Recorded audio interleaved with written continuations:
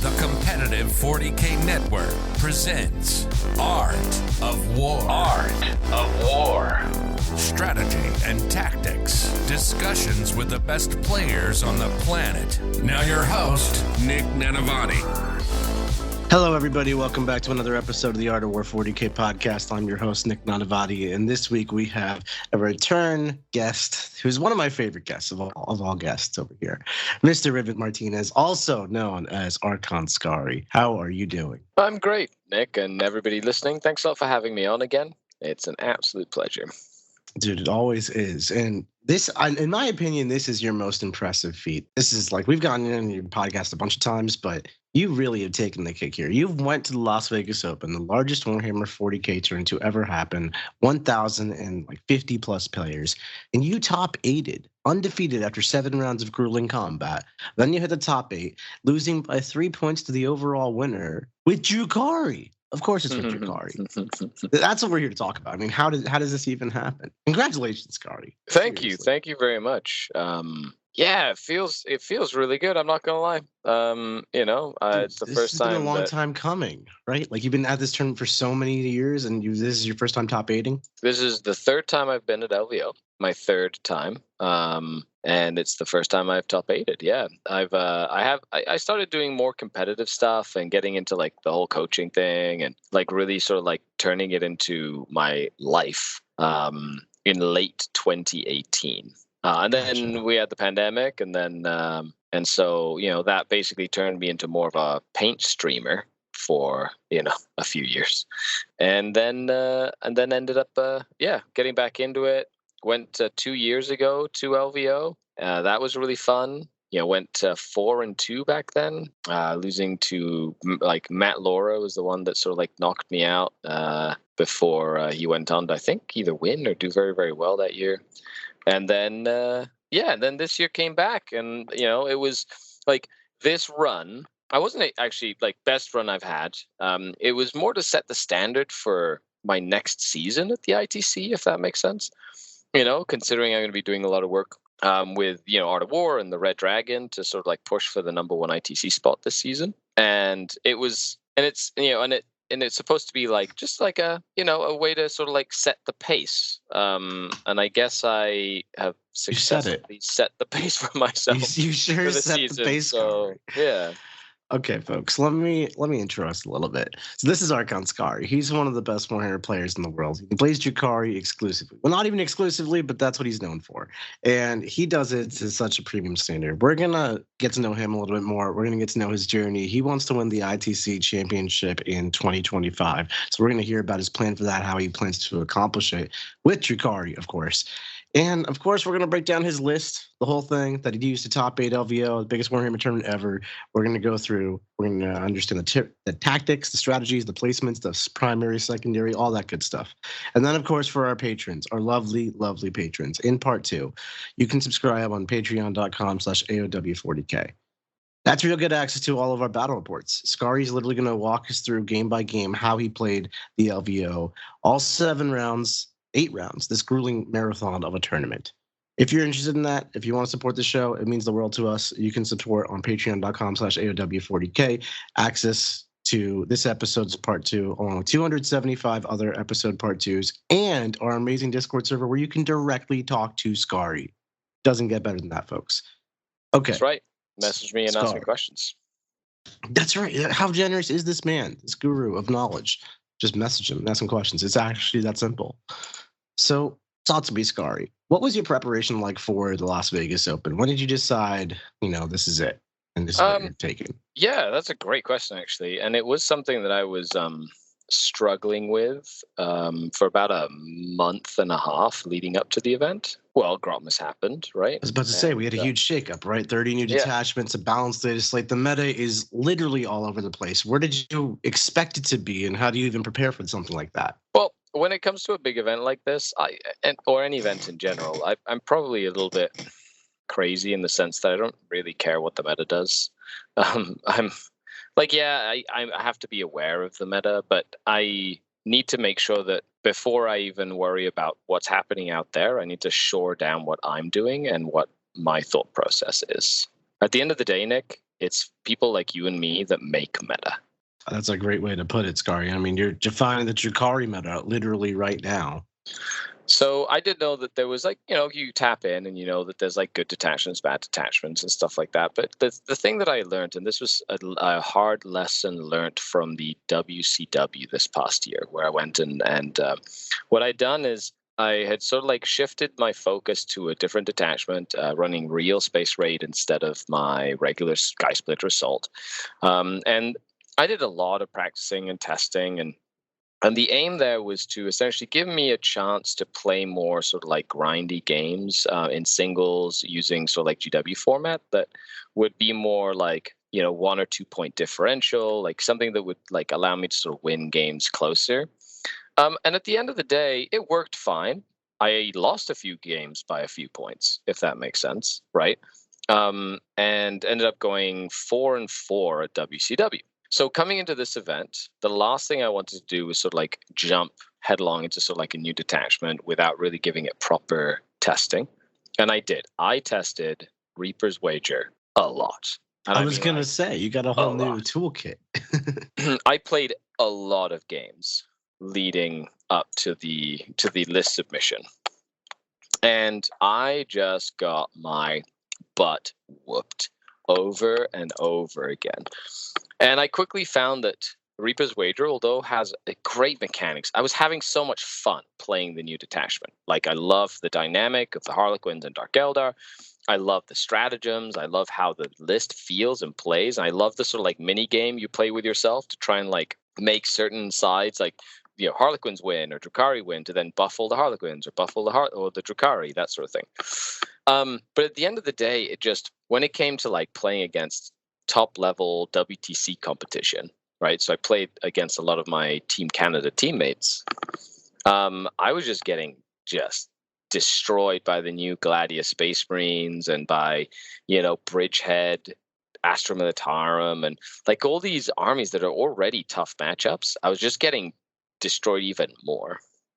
What was the problem you were finding compared to like your normal build that you took to WCW, which served you pretty averagely at 4-4? Yeah, so the WCW build was a real Space Raider build that was designed mainly around Talos. So it had like Talos, a little bit more of a chunky sort of like center core, and like support elements around the Talos. Now, the thing that I learned from WCW is that when push came to shove in those close games, I just didn't have the ability to go out and reach things as quickly as I would have liked, or with the efficacy of being able to go on, like behind walls or to really stretch back and really touch my opponent, which is where the bombers came in my Sky list when I was running the double bomber list. And then in conjunction with that, I felt that my damage output was a little low in both Real Space Raid and Reaper's Wager. Like, I always left things alive with like 1 wound or 2 wounds or just little things like this, where just the ignore cover from SkySplinter like made a humongous difference in like really small micro increments. Really? Okay, so it was a lot of just like edge case scenarios and small like accruance of value over time that you found the SkySplinter gave you more? Yeah, and that's combined with the biggest reason I took SkySplinter, which is the ability for me to dictate the terms of the engagement on my terms. Dark Eldar do not play, quote, regular Warhammer well. Regular Warhammer being, I run and grab this objective. Now you have to send something to take it away from me. Now I have something that can trade for that piece, and you trade back and forth, right? It's pretty surprising, right? Like, you would think Drukhari is an army where you have tons of units. You have a quantity of unit advantage over your opponent. And you have lethality, right? Dark Mantis and Blasters are definitely powerful weapons. So what is the problem, I suppose, with just trying to get yourself into a trade game? Because in order for me to trade effectively, if I do it the way that the game wants me to do it, I have to trade 4 or 5 of my things for 1 of yours. Because you're very like combined arms in terms of damage. Like, 1 unit doesn't necessarily get it done, but 5 units will add together. Correct. So, and with that in mind, even a unit of 5 Space Marines on an objective, like 1 Venom with guys inside isn't necessarily going to go and kill that unit, right? Like, I need 2 Venoms and then potentially the 2 units inside, or whatever it is I'm doing, maybe a charge as well.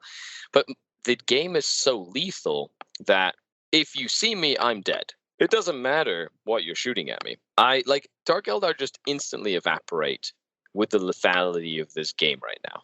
Right. And SkySplinter is the only detachment that allows me to go out, reach far from where I am right now, do damage, and then disappear, and not allow my opponent to trade in the manner that they were hoping to trade. And you can very much see this in pretty much every game that I did on stream, like especially against like Innis, where like I had multiple units bounce around, go in, go out of transports behind walls, and it just disallowed a lot of that sort of like high pressure ranged attacks that would have, if I was playing a normal army, completely annihilated my trading units, and then I would have just run out of stuff. Right. It allowed you to basically take, not trade, across the board here. Correct. And I think that was the main thing. I've talked to you. You've been on the show for a bunch of times, right? And throughout the year, I think your opinion on whether you Real Space Raid or SkySplinter has shifted a number of times. Is this like taking that trade thing like different in any way now than it was before? Is it a meta shift overall in terms of how stylistically Warhammer's played? Why are you valuing SkySplinter higher now than before? I think it's because I've grown as a competitive player in the last year. And it has allowed me to make a more educated decision based on the simple fact that I had made a lot of the choices previously to try and stopgap bad matchups in the meta, right? I'm going to take SkySplinter. I'm going to take Real Space Raid to WCW because I think that it will help shore up some of the harder matchups I have with SkySplinter and give me closer games. That was like the premise with which I took my army to WCW. But in testing and in practice, since that point in time, my view sort of switched and changed to no matter what I take, I'm going to have bad matchups. So I might as well play something that I know much better than the others and that I vibe with. So that when I do get a bad matchup, I can tap into my personal bank of vibing with this list because it just meshes so well with me to get myself out of that situation instead of playing a list that I don't have as many reps with just to hope that I don't run into its bad matchups to shore up my other bad matchups. Does that make sense? Yeah, right. I mean, it's a different time in Warhammer where there isn't like one correct army or like this is the obviously broken list and the rest of us are just trying to do our best with our factions. Right now, there's such list diversity that you could take, stick your hand to a hat and pull out a faction and it has a chance of winning LVO, like a real chance, right? Correct. So like with that in mind, the game is too wide. You're going to have bad matchups. All that checks out. So really it's what do you do with the knowledge that you have bad matchups? How do you adapt to it? And you're choosing to put more emphasis on a player skill. Correct. Thing, right? Where the deciding factor will be about who plays better. Yes. So I bet on myself knowing what my army did, right? I love that. Yeah. So I went a very similar path myself with Ur-ghul, right? Like they're tricksy at the butt, jankiness. Right. Like I play that. That's right. And that's sort of like, and being able to tap into that toolbox, whether you need a hammer in a certain location, a time or a wrench or a screwdriver, like you just knowing which tool to pull out in certain situations is sometimes more important than just having the specific tool for the job at hand. It's knowing like, oh, well, I know this is a bad matchup. Right. But with this mission, this terrain layout, okay, there's something here. Why and how do I know this? Well, because I've played this so many times, I can see it, right? It's like a gut instinct thing based on playing lots of games. And then it just came down to, look, there's over 1,000 people at this event. There's up to 10 rounds. In order for you to win LVO or thing, you have to have magic stuff. Like there has to be a bit of magic behind what you're doing. Right? Like there has to be, you just run into like the right matchup or the right table or like, the right amount of like cards that you draw or the mission that you're playing or whatever it is. And I was like those odds are going to pretty much remain the same regardless of what quote Dark Eldar detachment I take. So I'm going to make sure I'm playing the detachment that I just know so well because I've played over 150 games with it or whatever it is I play. I don't even know. I haven't even like kept track. It's a lot of games since they released SkySplinter. And it just vibed with me. You know what I mean? And I was like, I'm just going to do it. When it clicks. That's right. One thing I know for sure. Yeah. Right. Like when you're on it, you're on it. This seemed to be your weekend. Yeah, it was just everything. I was just like in the zone, like everything just worked. You know what I mean? And let me just preface this before we're going to get into your matchup specifically in part 2, but you did not have like an easy run. You had one of the hardest runs I've ever seen. I think that's what makes it so impressive as well, right? Round 3, you hit Wesley, Nemo the Fish, guy who goes all the way to the Shadow Round or something. Sorry, round 4, all the way to the Shadow Round in WCW. And then you hit Inez Wilson, who's top 3 ITC. Yeah, and I hit Drew, who's the number 1 Botan player, and I hit the number 2 Grey Knight player, Donovan, right? And then I played the eventual winner and only lost by like 3 points, and that was very much a game that I could have easily won if if just a little bit of magic would have happened. That was not a game that I would have just lost, right? So right. Well, there's been an ongoing joke, right, for years, which is like Skari's the best player in Canada, but like he plays Drukhari.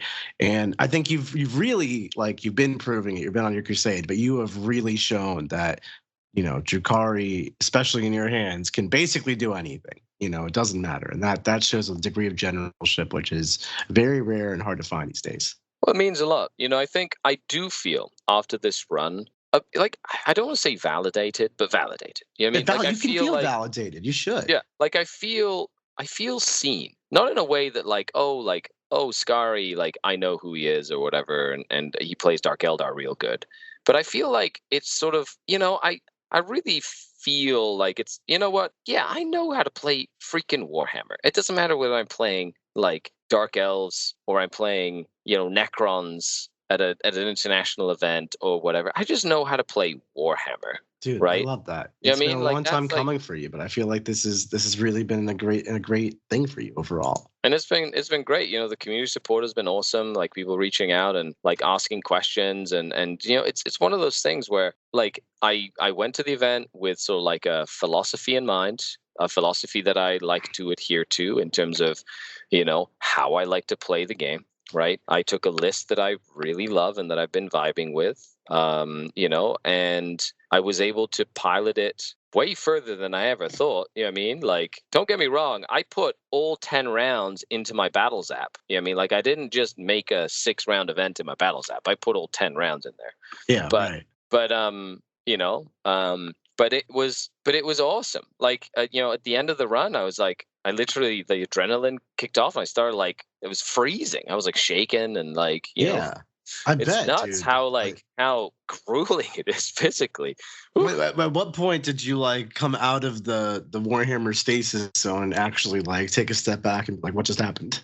I don't know if it's fully hit me yet. It's kind of a little bit still even now. Wow. I think in the plane it was it kind of hit me a little better. But I think today I just walked into my local store and a person I've never seen before was I know you from the LVO. Congratulations. I was I've never met this person in my life. Went beyond just being somebody who has a YouTube channel, if that makes sense. Absolutely. It's and I'm so humbled by everybody who cheered me on and was there for me and just believed. I believe. I think you can play with whatever you want. You just have to literally be borderline obsessed we are, and you can just kind of make stuff happen. That's totally true, dude. And I think you've really embodied that in a beautiful way, a really exciting, wonderful way. And you've given a lot of inspiration to players that they truly can play whatever it is their heart's desires. If you want to play some Imperial Fists or your Spore Mine Tyranid army, might not be the easiest thing, but this has been truly inspirational, Skari. I would be remiss if we didn't actually talk about the army that you took to this tournament. So could you tell us what the list was that you brought? So I've been on the podcast before.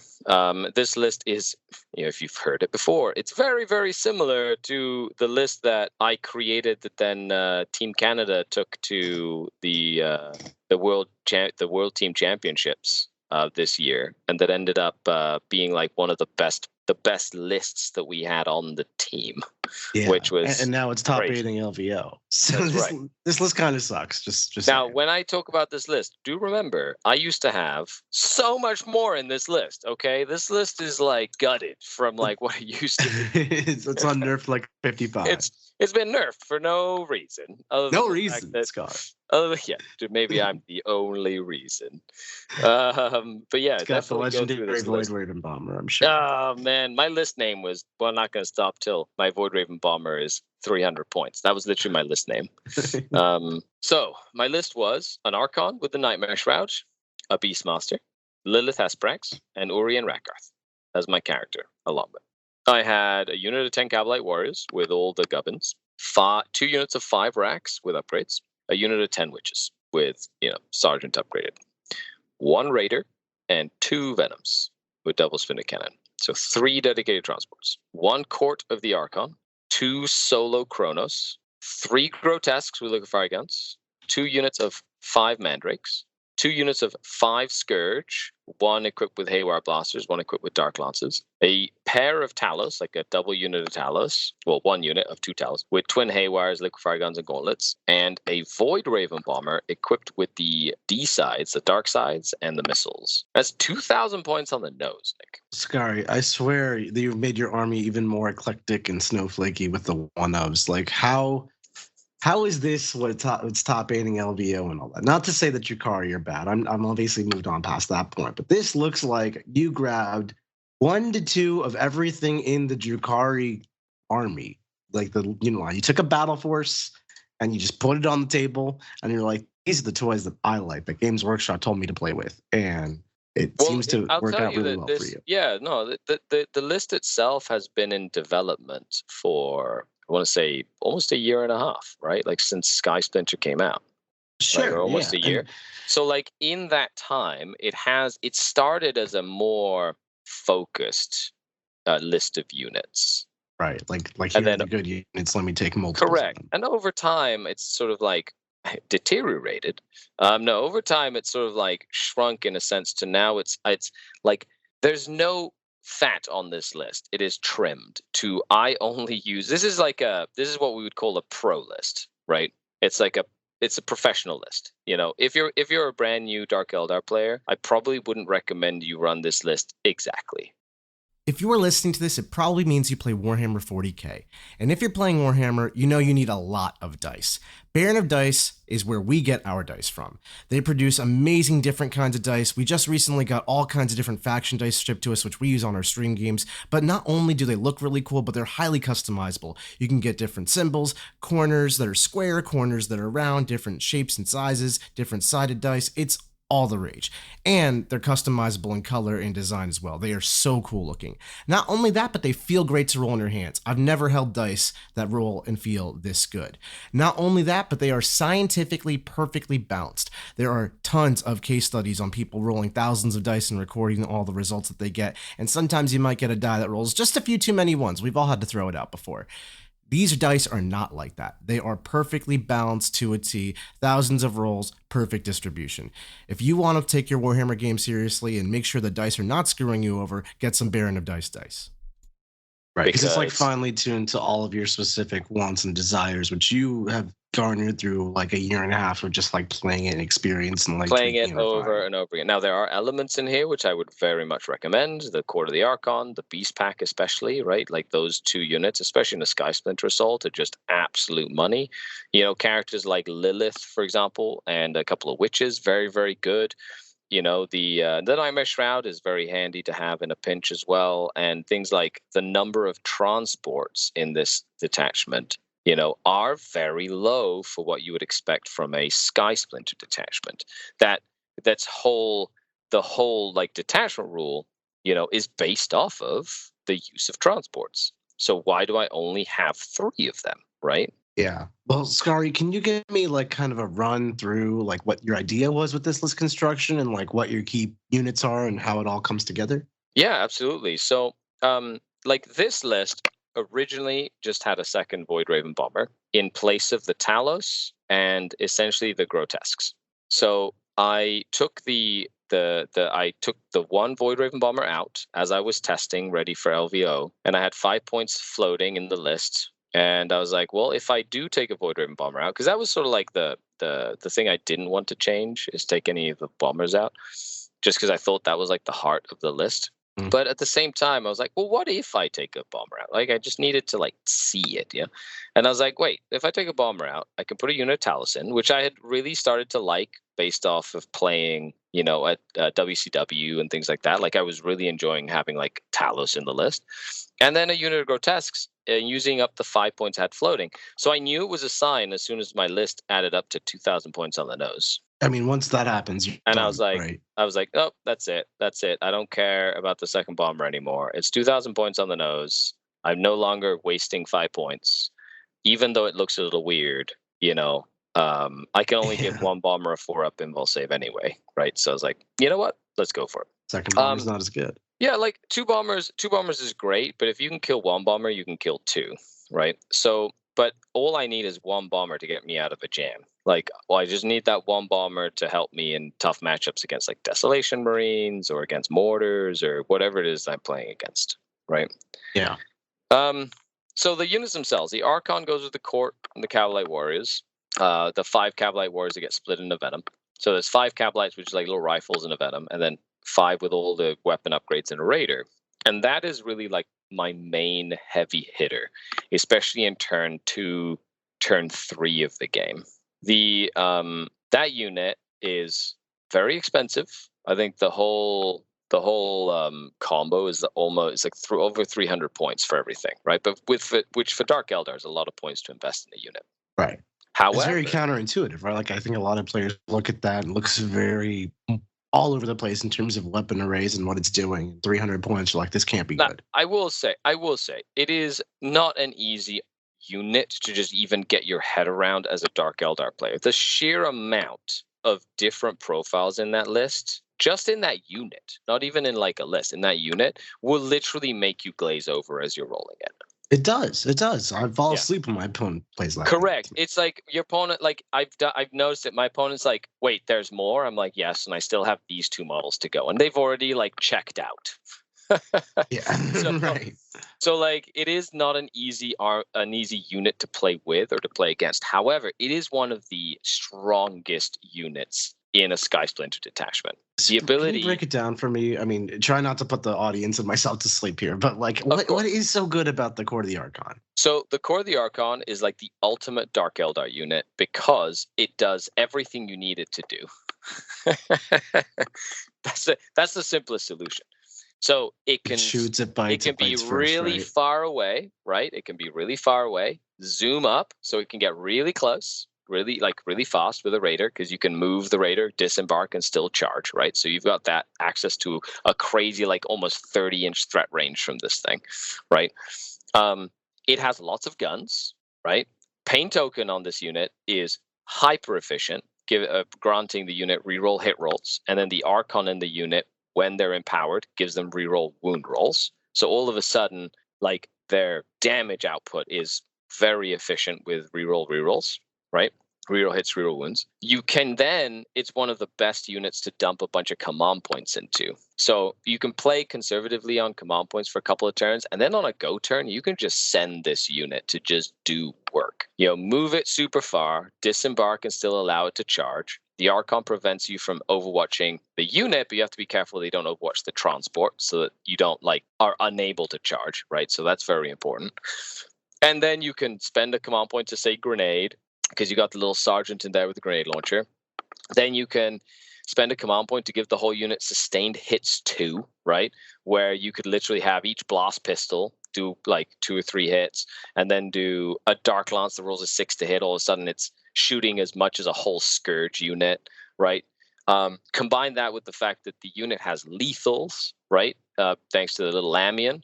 And then has 2 flamers, a blaster, a Dark Lance, the blast pistols. So it doesn't look like a lot, but when you put it in aggregate, when you commit the court, I try and move them out somewhere where I can potentially shoot a little infantry unit and kill it, shoot a tank and either potentially kill it or damage it greatly, and then also set up a charge. So it's like a unit that can trade for 2 or 3 pieces by itself. And then it doesn't even have to trade, right? Because it can just and go then back it doesn't trade, because as long as you stay, it within range of the raider after your charge, which does take practice. I think that's the most important thing, is it takes practice to get it right, so that when you charge, you don't, or when you pile in and things like that, you don't get yourself out of range of the raider, right? Then you kill something in combat. Once again, pain token, reroll hits, reroll wounds. They disembark from a transport, so now they have lance as well, right? So they will bring down vehicles, monsters like Catan,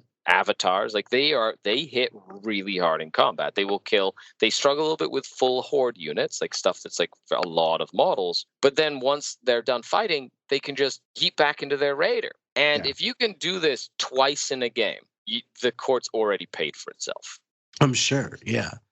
So talk to me about the other parts of your army. The court, I can understand, So it's kind of like your hard-hitting center, correct, right? But then you've got like this, all these extraneous units that look very eclectic. 2 racks, correct. 1 grotesque, like a couple scourges. Why is this so, as you put it, unfocused? What are you trying to accomplish here? So what I'm trying to do is force my opponent to play the game, to get nice and close, so I can just hit them and fade behind my walls.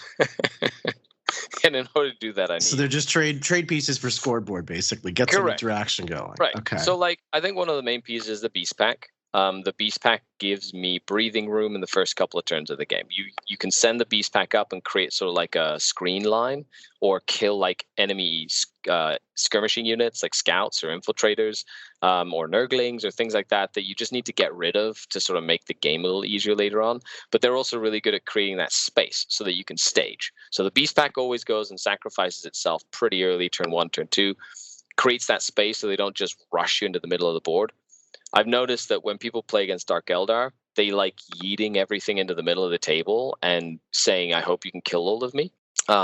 Because if they play the cat and mouse game, I win. I win the cat and mouse game. So they have to force the issue. But the Beast Pack allows me to sort of put something in front of that rush and be like, oh, I just need 1 turn of breathing room, please. And then start like picking them apart little by little. The racks, 5 racks tended to just stay on my home objective and did not go anywhere. Even though I sticky my objective, and I've been a big proponent of stickying it, I found that I lost a few games just because of a random like 11-inch charge and then pile into the objective or something like that to then pull my objective down. You've been in your home field, there's literally nothing there, right? Like I just lost a game like that today, actually. And it happened to me a few times, and I was like, never again. So it's a terrible way to lose. So I stickied it, and I was like, I'm gonna put 5 racks on here, and that's it. They're just gonna live here. It's 55 points, and like that, I don't have to worry about somebody just randomly taking my home objective, like in a pinch, So it lowers that variance. And then I have another rack unit to go and like skirmish for mid-range objective, 10 OC, and if they die, they give me a pain token. So it's like a nice little pain token generation aspect, especially against like elite armies.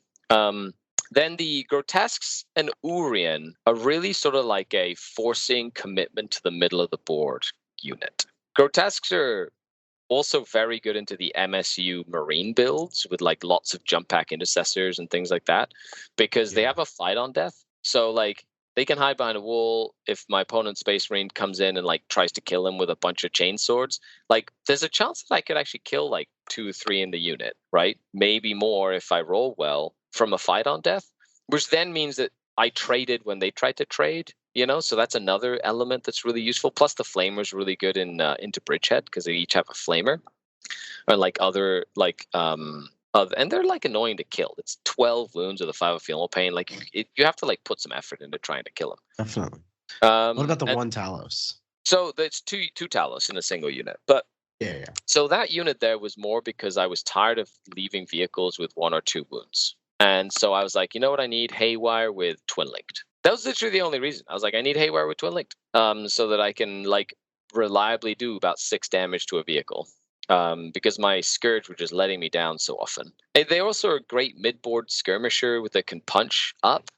They've got 3 damage attacks, which I don't really have in the list, so they can go and like kill Terminators and Gravis Marines and things like that. And they have Twin Link Flamers, which is like an Overwatch threat, which really helps into like Hormagaunts and Gargoyles and just like little crap units that can just clog up the works, and I need to like clear out faster. So when you're playing with like these one of pieces, right? Like the grotesques are good into jump pack intercessors, the talos are good into terminators and gargoyles, and your opponent can view this from their perspective and be like, I don't like the talos, so I will kill the one unit of talos. How do you counterplay that, right? Your opponent has a much easier time saying that's the scary thing for me. Let me kill that. Well, it's identifying it and just not putting it out in the open ever. Yeah, okay. Just wait until you get a good hit. Yeah. Like, I think there was a game that I played against, I think it was Knights, my third round. And my Talos, like Canis was just sitting there, just waiting for the Talos to come out. And the Talos sat behind this wall for like 4 turns. You know, I was like, just waiting with the staring contest. You're not going to commit. I'm not going to come out because you'll just nuke them in a single shooting phase. So I'm not going anywhere, you know? So it's, and because it's like a cheap portion of your army, you kind of don't mind. It's like 150 points here. Like every part of my army is like a little chunk of my army, but they work together in great units. That's the whole point of this list. It's like an organism. Anything that's really important in one game becomes really useless in another, which means it becomes a very good screen.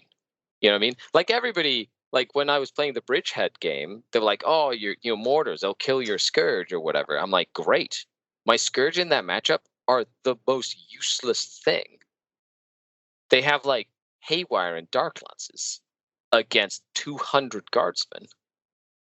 Every mortar, every shot that goes into these Scourge is literally something that's not killing witches or Kabalite Warriors or my Beast Pack, right? And then I have a 3-up armor save in cover, which means I'm probably it's going to take you like 2 mortar teams to try and take a unit down. Yeah, no, it makes a ton of sense, and you kind of just pick and choose what you give to your opponent.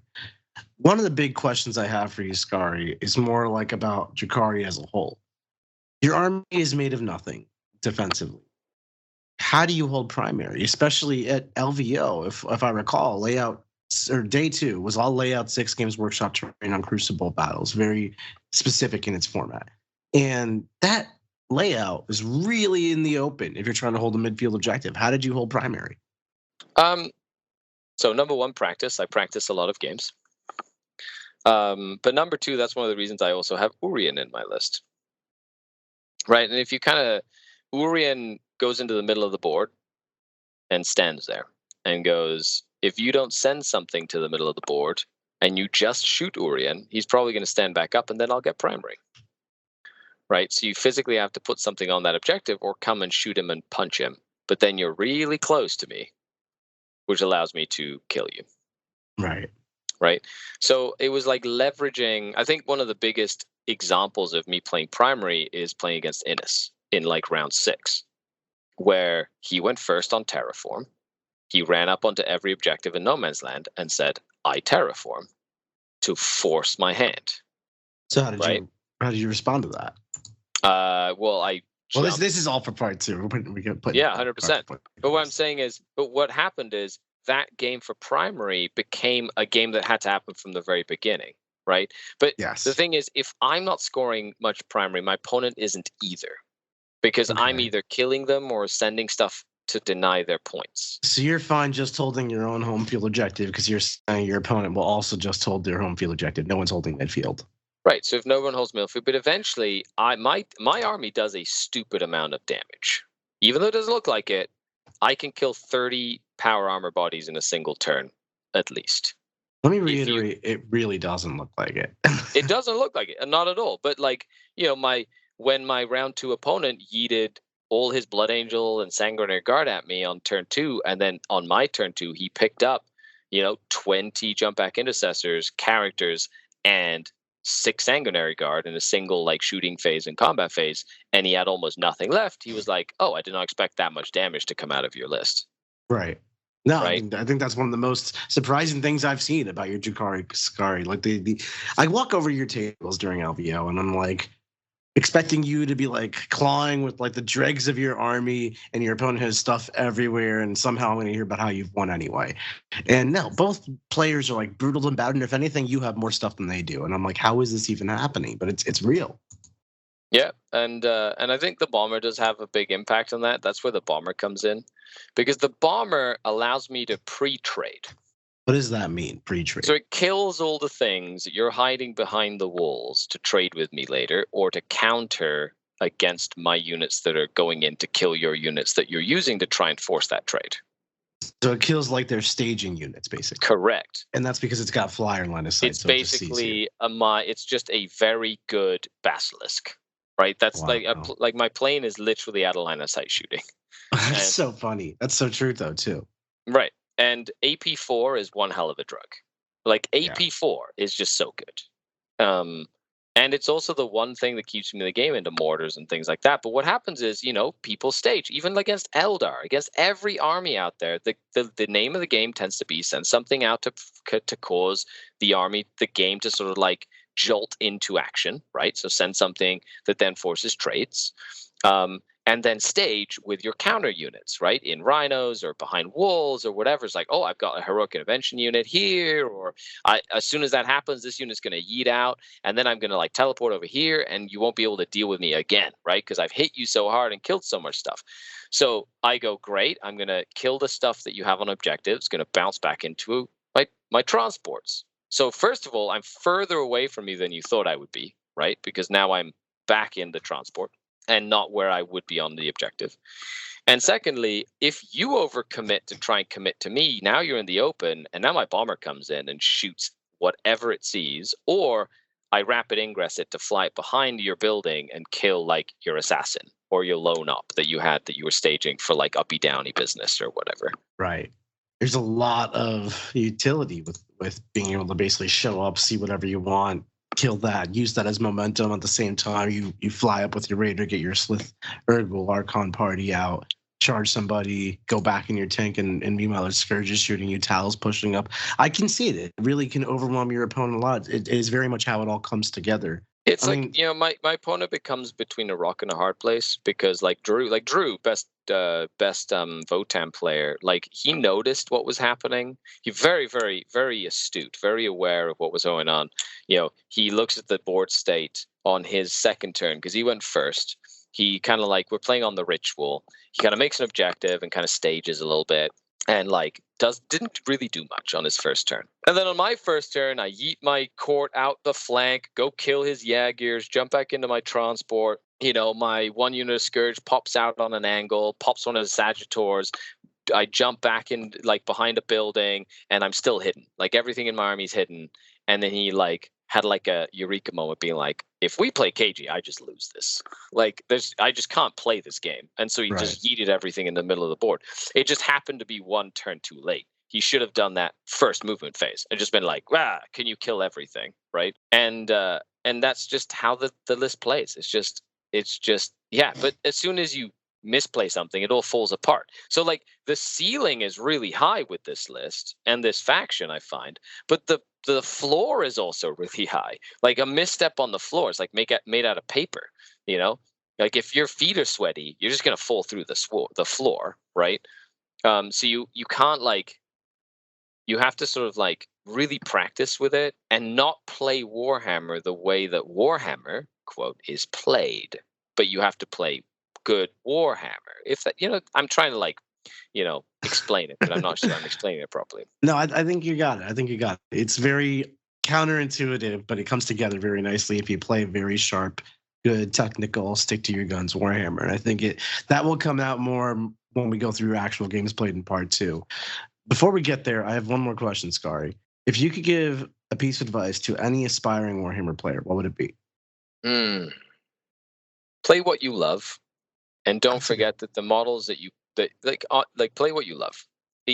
20 years from now, if your faction did not receive the update that you wanted, or hasn't had models updates in a while, or whatever, or the FAQ didn't look favorably upon you, if you play and collect and are passionate about what you're doing, that'll carry you through those dark times. Instead of trying to chase a dragon. Yeah, I couldn't agree more. Play what you love, and you'll be happy no matter what happens here. Awesome. Well, Skari, it's been an absolute pleasure having you on the show. We're going to continue this conversation in part 2, folks. You can subscribe on patreon.com/AOW40K. I just want to say congratulations one more time, Skari. Thank you. Really an amazing run that you've had, and just I'm just getting started, baby. Just getting started. You got a whole another ITC championship year to win. Awesome, folks. Well, thank you so much for listening. We'll catch you over in part 2. Thanks so much for watching, and we'll catch you next week. Like what you just listened to? Check out Art of War Down Under and Art of War Unbroken on the competitive 40K network. theartofwar40k.com.